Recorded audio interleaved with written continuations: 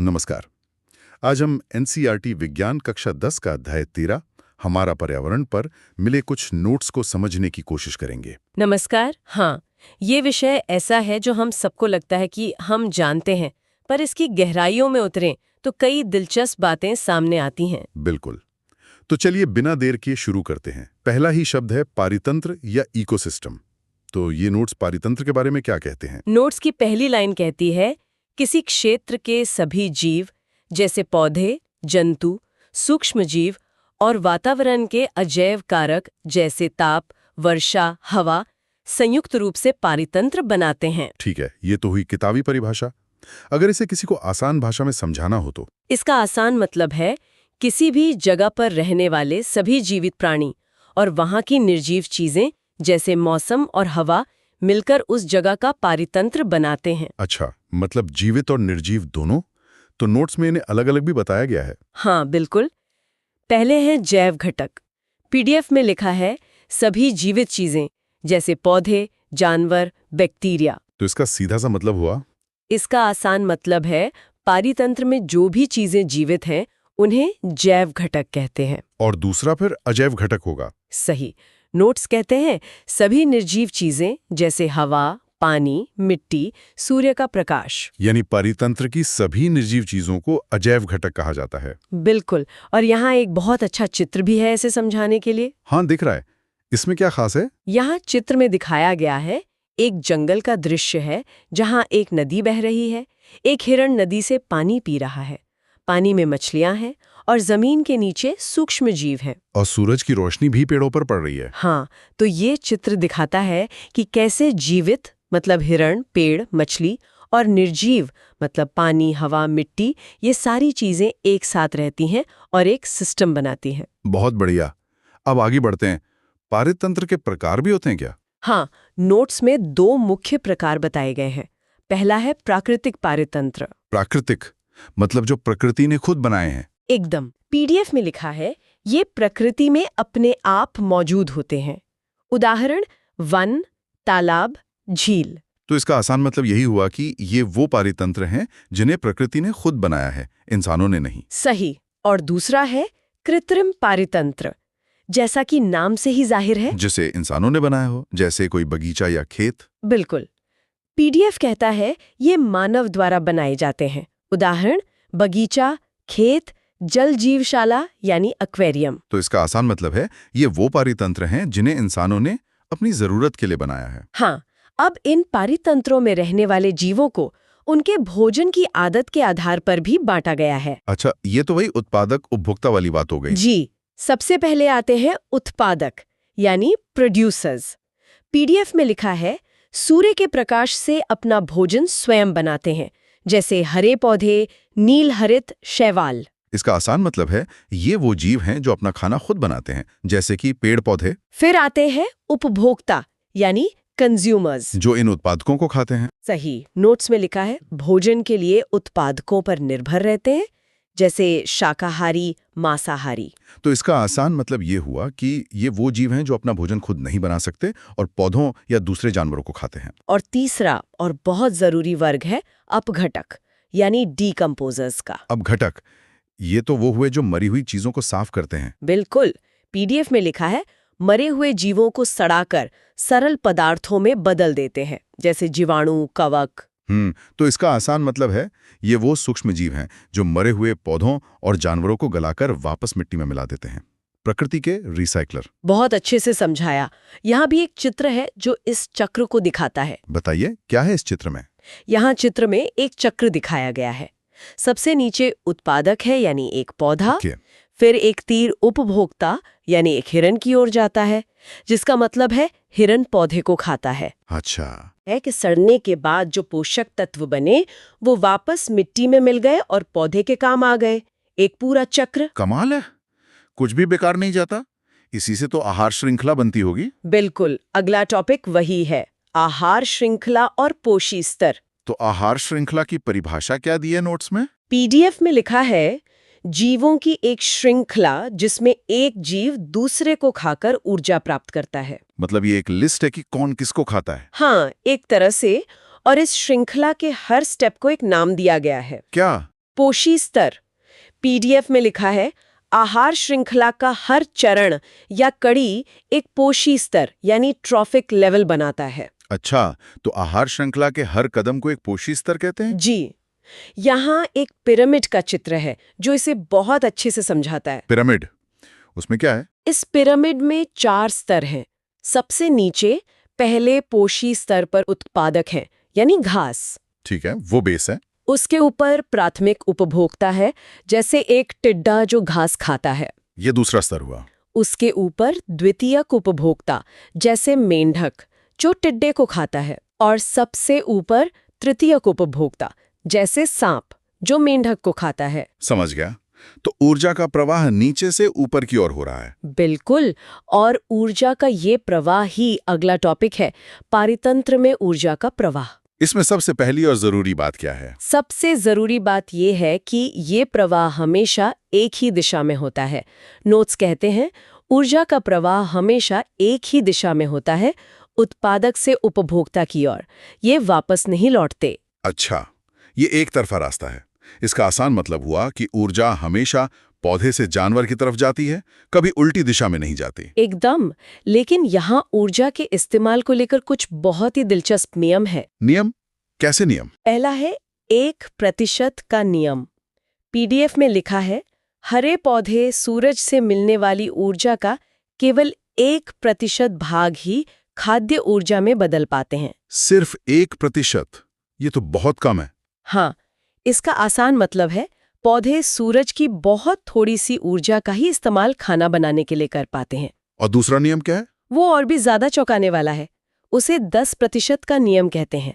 10% का नियम? जी, पीडीएफ में लिखा है एक पोषी स्तर से दूसरे पोषी स्तर तक केवल 10% ऊर्जा ही पहुंच पाती है, बाकी 90% ऊष्मा के रूप में खत्म हो जाती है। एक मिनट, मतलब जब कोई जानवर किसी पौधे को खाता है तो उसे पौधे की सिर्फ 10% ऊर्जा ही मिलती है? हाँ बिल्कुल, बाकी 90% गर्मी बनकर खत्म हो जाती है या उस जीव के अपने कामों में लग जाती है। तो इसीलिए आहार श्रृंखलाएं ज्यादा लंबी नहीं होती। आपने बिल्कुल सही निष्कर्ष निकाला। नोट्स में भी यही लिखा है। इसी कारण आहार श्रृंखलाएं सामान्यतः 3 या 4 चरणों की ही होती हैं, क्योंकि ऊपर वाले स्तरों के लिए ऊर्जा बचती ही नहीं है। इसका आसान मतलब है हर स्तर पर ऊर्जा कम होने की वजह से आहार श्रृंखला ज्यादा लंबी नहीं होती। यहाँ एक चित्र भी है जो इस 10% नियम को साफ-साफ दिखाता है। अच्छा, वो कैसे? चित्र में दिखाया गया है, मान लीजिए सूर्य से 10 लाख जूल ऊर्जा निकल रही है। ठीक है। तो उत्पादक यानी पौधे को इसमें से सिर्फ 10,000 जूल मिलती है, यानी 1% का कुछ हिस्सा। हाँ, फिर जब प्राथमिक उपभोक्ता जैसे हिरण पौधे को खाता है तो उसे 10,000 का 10% यानी 1,000 जूल मिलती है। और जब शेर उस हिरण को खाता है तो उसे 1,000 का 10% यानी सिर्फ 100 जूल ऊर्जा मिलती है। चित्र में साफ दिखाया है कि हर कदम पर 90% ऊर्जा ऊष्मा यानी गर्मी के रूप में हानि हो रही है। ये तो कमाल की बात है। लेकिन असल दुनिया में चीजें इतनी सीधी तो नहीं होती। एक जानवर कई तरह की चीजें खाता है। बिल्कुल, और वहीं से कॉन्सेप्ट आता है आहार जाल यानी फूड वेब का। तो आहार जाल क्या है? पीडीएफ में लिखा है प्रकृति में कई आहार श्रृंखलाएं आपस में जुड़ी होती हैं। आहार श्रृंखलाओं का ये जटिल नेटवर्क आहार जाल कहलाता है। अच्छा, तो जब बहुत सारी आहार श्रृंखलाएं एक दूसरे से उलझ जाती हैं तो उसे आहार जाल कहते हैं। हाँ, जैसे यहाँ एक चित्र है। इसमें क्या दिखाया गया है? यहाँ चित्र में दिखाया गया है घास को खरगोश और चूहा दोनों खा रहे हैं। ठीक है, 2 अलग-अलग श्रृंखलाएं शुरू हो गईं। फिर खरगोश को लोमड़ी खा रही है, लेकिन चूहे को सांप और बाज दोनों खा रहे हैं, और फिर उस सांप को बाज खा रहा है। ओह, तो ये एक उलझावा जाल बन गया। ये दिखाता है कि एक जीव को कई दूसरे जीव खा सकते हैं। बिल्कुल, लेकिन इस जाल में ऊर्जा के साथ साथ कुछ और भी ऊपर की ओर जाता है जो खतरनाक है। और वो क्या है? उसे कहते हैं जैव आवर्धन या बायोमैग्निफिकेशन। ये क्या चीज है? नोट्स का पहला बिंदु कहता है फसलों में उपयोग होने वाले हानिकारक रसायन जैसे कीटनाशक आहार श्रृंखला में प्रवेश कर जाते हैं।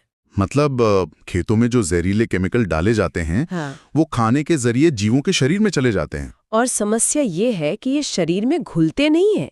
पीडीएफ में लिखा है ये रसायन अजैव निम्नीकरणीय होते हैं, इसलिए हर पोषी स्तर पर इनकी मात्रा बढ़ती जाती है। ओह, इसका मतलब ये केमिकल शरीर में खत्म नहीं होते, इसलिए जो जीव जितना ऊपर होता है उसके शरीर में उतना ज्यादा केमिकल जमा हो जाता है। बिल्कुल सही।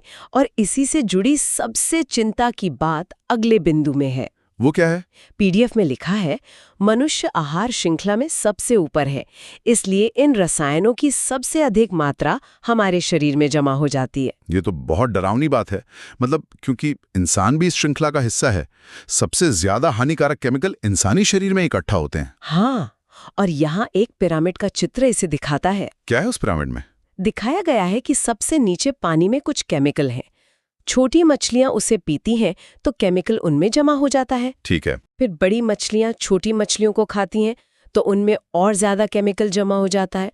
और सबसे ऊपर बाज जब बड़ी मछली को खाता है तो उसके शरीर में केमिकल की मात्रा सबसे ज्यादा हो जाती है, जैसे चित्र में गहरे लाल रंग से दिखाया गया है। ये तो हमारी अपनी गतिविधियों का ही नतीजा है और ये हमें सीधे पर्यावरण की बड़ी समस्याओं पर ले आता है। हाँ, अगला टॉपिक यही है और पहली समस्या है ओजोन परत। ओजोन, ये तो हमारी पृथ्वी की ढाल है। इसके बारे में नोट्स में क्या लिखा है? पहले बताया है कि ओजोन है क्या।